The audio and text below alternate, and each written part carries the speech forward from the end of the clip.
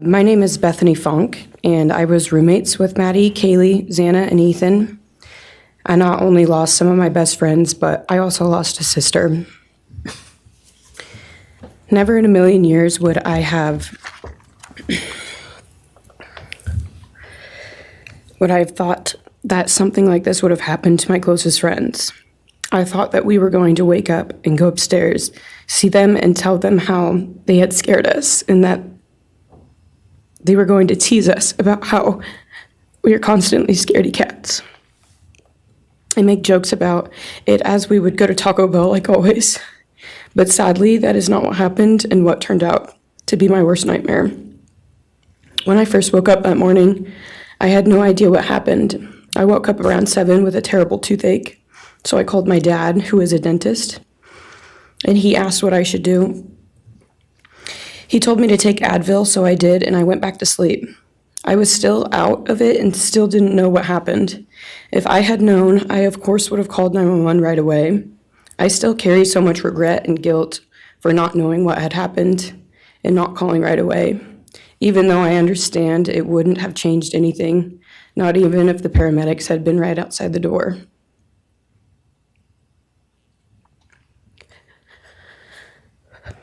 I was so frantic that morning and scared to death, not knowing what had happened.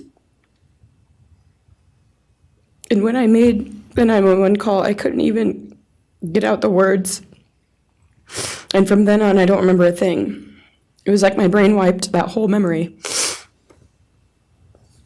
That was the worst day of my life. And I know it always will be.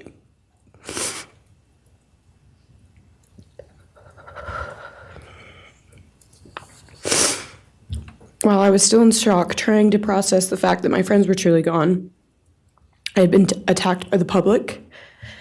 I was grieving, numb, and unsure of what had happened was even real. And at the same time, I was getting flooded with death threats and hateful messages from people who did not know me at all or know the dynamic of our friendship. Social media made it so much worse, and strangers made up stories to entertain themselves. The media harassed not just me, but also my family. People showed up at our house. They called my phone, my parents' phones, other family members' phones, and we were chased while I was still trying to survive emotionally and grieve the loss of my friends. I hated and still hate that they are gone, but for some reason, I am still here and I got to live. I still think about this every day. Why me? Why did I get to live and not them? For the longest time, I could not even look at their families without feeling sick with guilt.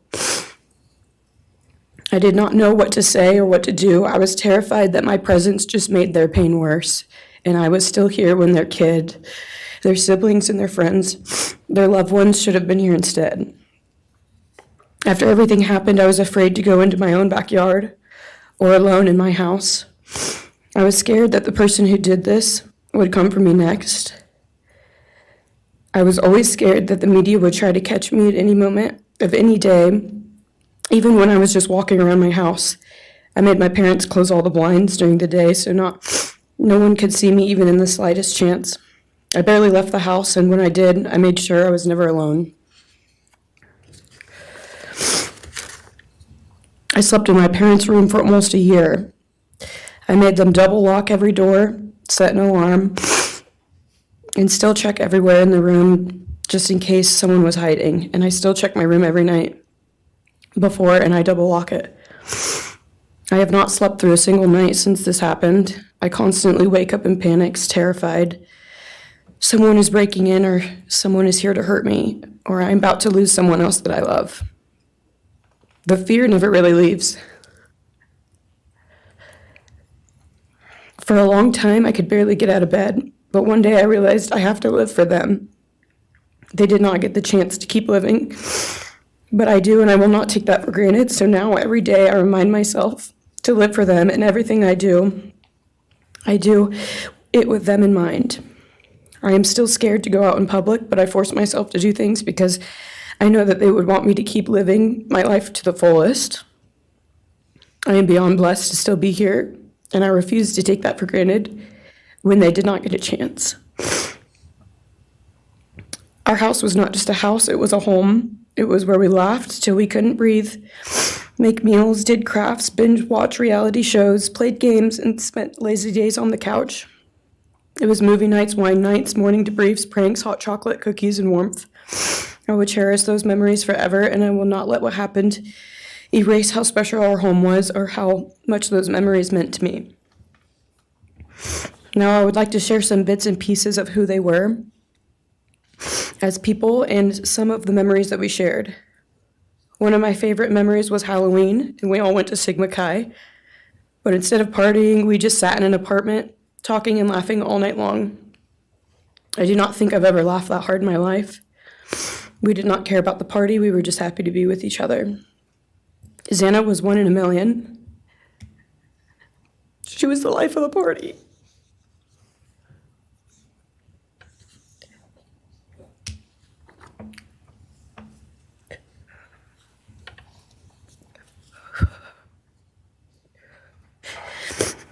But she was also the kindest and funniest person I knew.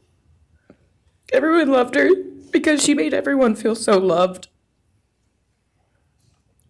She was just someone you always wanted to be around, no matter the circumstance. One of my favorite days with Xana was when she laid on the couch, when we laid on the couch together all day watching movies and snacking. Or when she, Maddie, and I would go and get margaritas, chips, and salsa. She would also light up a room with her presence alone. Kaylee had the most beautiful, radiant smile. And she was so kind, but also one of the funniest people I've ever known. She loved playing little pranks. And she always had us laughing so hard that we could not breathe. She was so full of energy and life. I really believed that she could have ruled the world if she wanted to, and she would have been America's sweetheart. Ethan was the sweetest, most genuine guy.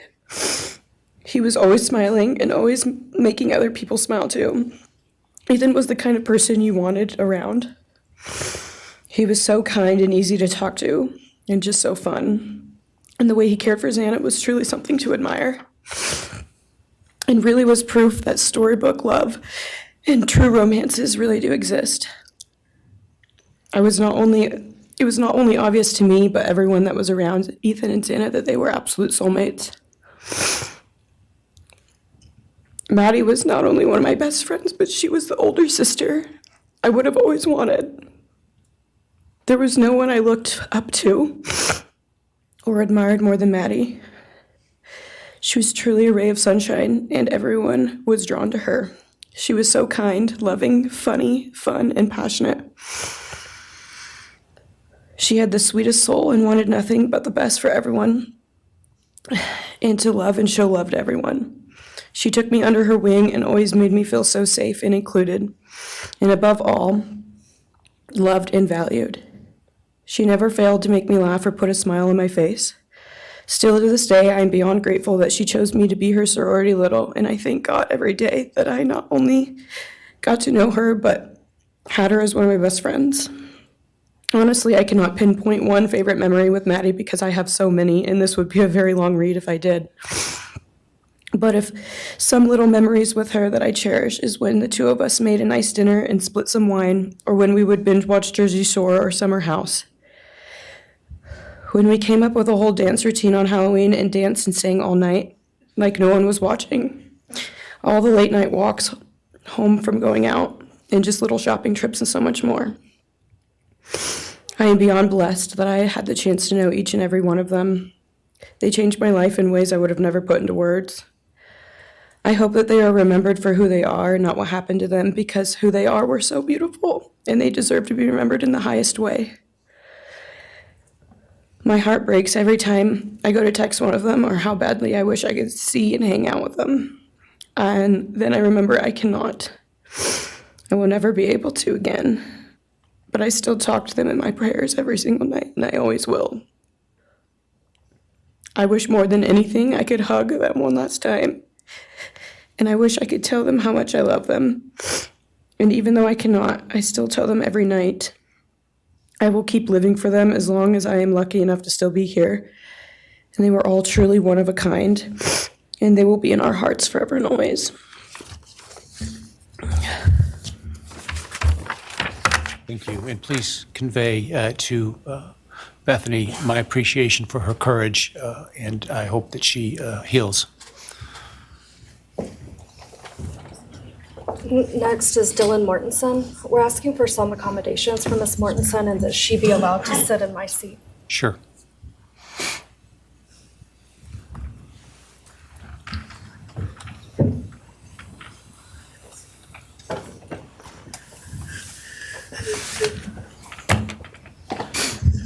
Dylan, just take your time, all right?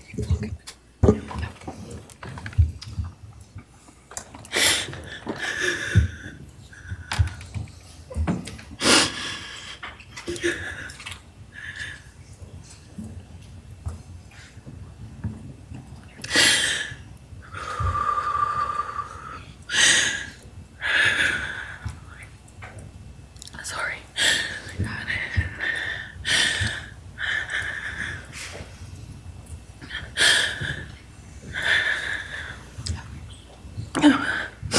Thank you, Your Honor. What happened that night changed everything. Because of him, four beautiful, genuine, compassionate people were taken from this world for no reason.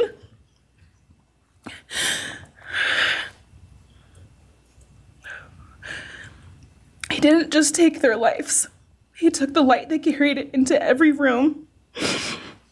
He took away how they made everyone feel safe, loved, and full of joy. He took away the ability for me to tell them that I love them and that I'm so proud of them. He took away who they were becoming and the futures they were going to have. He took away birthdays, graduations, celebrations, and all the memories that we were supposed to make. All of it is gone. And all the people who loved them are just left to carry that weight forever. He didn't just take them from the world. He took them from me, my friends, my people who felt like my home, the people I looked up to and adored more than anyone. He took away my ability to trust the world around me. What he did shattered me in places I didn't know could break. I was barely 19 when he did this. We had just celebrated my birthday at the end of September. I should have been figuring out who I was. I should have been having the college experience and starting to establish my future. Instead, I was forced to learn how to survive the unimaginable. I couldn't be alone. I had to sleep in my mom's bed because I was too terrified to close my eyes. Terrified that if I blinked, someone might be there. I made escape plans everywhere I went. If something happens, how do I get out? What can I use to defend myself? Who can help? And then there are the panic attacks. The kind that slam into me like a tsunami out of nowhere. I can't breathe. I can't think. I can't stop shaking.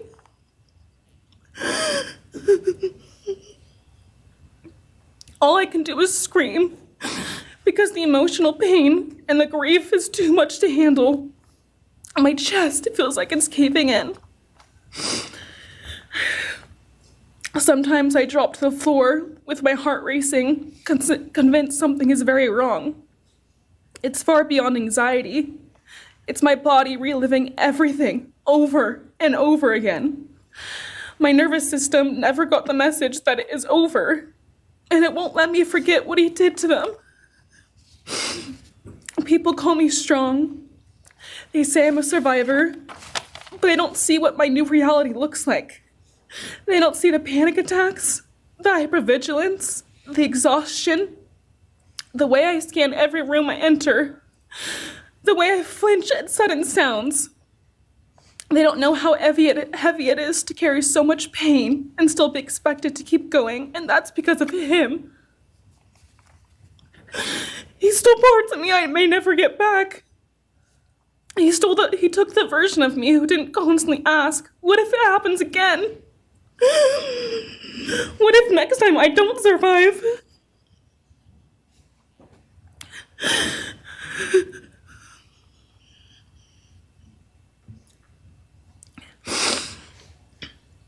He may have shattered parts of me, but I'm still putting myself back together. Piece by piece, I'm learning how to live in this new version of life. It is not easy. It hurts, but I'm still trying. Still trying, and I'm not trying just for me. I'm trying for them, my friends. About a year ago, I had a dream about them. I got to say goodbye. I told them I won't be able to see you again, so I need to tell you goodbye. They all kept asking why, and all I could say was, I can't tell you, but I have to. When I woke up, I felt shattered and heartbroken, but also strangely grateful. Like maybe in some way that dream gave us the goodbye we never got. Still, no dream can replace them, and no goodbye will ever feel finished. He is a hollow vessel, something less than human. A body without empathy, without remorse. He chose destruction. He chose evil. He feels nothing. He tried to take everything from me. My friends, my safety, my identity, my future. He took their lives, but I will continue trying to be like them, to make them proud. Living is how I honor them. Speaking today is to help me find some sort of justice for them. And I will never let him take that from me. He may have taken so much from me, but he will never get to take my voice. He will never take the memories I had with them. He will never erase the love we shared, the laughs we had, or the way they made me feel seen and whole. Those things are mine. They are sacred, and he will never touch them. I get to feel sadness. I get to feel rage. I get to feel joy even when it's hard. I get to feel love even when it hurts. I get to live. And while I will still live with this pain, at least I get to live my life. He will stay here, empty, forgotten, and powerless. Since President Trump was sworn in, his administration has made enormous progress at a breakneck pace. But don't forget, while they're moving mountains for the good of the nation, you've got your own personal savings to worry about. And one of the best ways to look after your savings is through diversification, particularly with gold, like from Birch Gold Group. In the past 12 months, the value of gold has increased by 40%. OMG. Central banks continue to bolster demand for gold by buying in record quantities. Global instability and tension is high, and Birch Gold makes owning physical gold extremely easy. Easily convert an existing IRA or 401k into a tax-sheltered IRA in physical gold, or buy some to store in your home safe. Just text MK to the number 989898, and Birch Gold will send you a free info kit on gold. There's no obligation, just useful information. With an A+ rating from the Better Business Bureau and tens of thousands of happy customers, take control of your savings today. Text MK to the number 989898. Thanks so much for watching. If you like what you just saw, hit the subscribe button for more clips and full episodes.